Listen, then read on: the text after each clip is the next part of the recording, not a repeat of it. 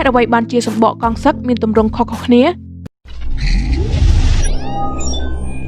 សម្បកកង់ជាផ្នែកមួយដែលមានតម្លៃថ្លៃនិងជាផ្នែកចម្បងជួយការពារសុវត្ថិភាពអ្នកនិងក្រុមគ្រួសារលោកអ្នកហើយវាក៏អាចបង្ហាញថាផ្នែកណាមួយនៃគ្រឿងក្រំរថយន្តមានបញ្ហាផងដែរ1កង់នីមួយៗសុទ្ធតែមានកំណត់សម្គាល់ថាតើសម្បកកង់សឹកដល់កម្រិតទៅដល់ពេលត្រូវបដូរចេញយើងអាចមើលឃើញ14ជ្រុងដែលមានរូបរាងផ្សេងៗគ្នាទៅតាមម៉ាកដែលនៅចន្លោះក្រឡាកង់ប្រសិនបើក្រឡាកង់សឹកស្មើនឹង14ជ្រុងនេះមានន័យថាកង់រថយន្តលោកអ្នកដល់ពេលត្រូវបដូរហើយ2ប្រសិនបើមានសម្បកណាមួយសឹកពីចំហៀងហើយសឹកលឿនជាងសម្បកផ្សេងទៀតនេះមានន័យថាកង់រថយ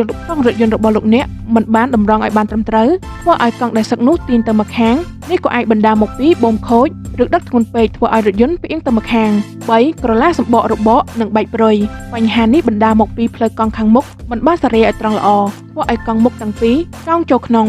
4សម្បកហាក់ដូចជាសឹកដោយកន្លែងមិនស្មើគ្នាបញ្ហានេះបណ្ដាលមកពីលោកអ្នកឧស្សាហ៍បើកបរនៅលើផ្លូវដែលរអិលញឹកញាប់ហើយនឹងជន់ហ្វ្រាំងភ្លាមៗដើម្បីបញ្ឈប់រថយន្តធ្វើឲ្យកង់អូសនៅលើផ្លូវបញ្ហាមួយទៀតអាចកើតឡើងដោយសារតែចតរថយន្តទុកចោលរយៈពេលយូរជាមួយនឹងអេវ៉ាន់នៅលើរថយន្តយ៉ាងធ្ងន់5ក្រឡាសម្បកកង់រយះជាសេរី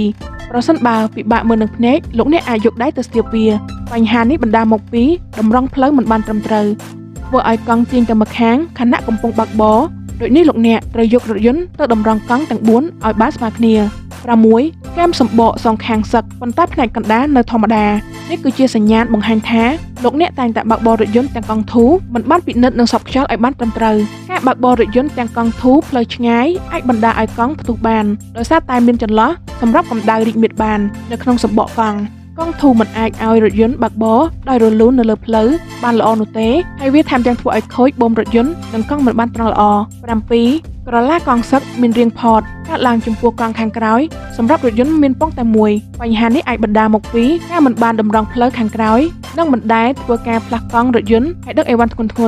ឲ្យបូមម្ខាងទ្រទម្ងន់ធ្ងន់ជាងម្ខាងទៀត8សឹកកែមនិងរលកករណីនេះកាត់ឡើងដោយសារតែមិនបានថ្លឹងកង់ឲ្យបានស្មើគ្នានិងបូមរថយន្តទន់ដល់ពេលត្រូវបដូរចេញរួមទាំងម៉ូទីស័រផងអ្នកមិនអាចបើកបរទាំងកង់សឹកបែបនេះទេត្រូវបដូរសម្បកថ្មីដើម្បីជៀសវាងគ្រោះថ្នាក់9សម្បកមានស្នាមប្រេះករណីនេះកើតឡើងដោយសារតែសម្បកប៉ះទង្គិចនឹងក្រឡុកខ្លាំងពេកគៀចិញ្ចើមភ្លើងញឹកញាប់ឬសម្បកចាប់ផ្ដើមពុកត្រូវបដូរសម្បកថ្មីជាបន្ទាន់ជៀសវាងគ្រោះថ្នាក់10សឹកចំកណ្ដាលនៃសម្បកនេះបណ្ដាលមកពីសពកង់តឹងពេកធ្វើឲ្យផ្នែកកណ្ដាលនៃសម្បកឡើងប៉ោងនិងកកិតទៅនឹងថ្នល់ច្រើនជាងគេ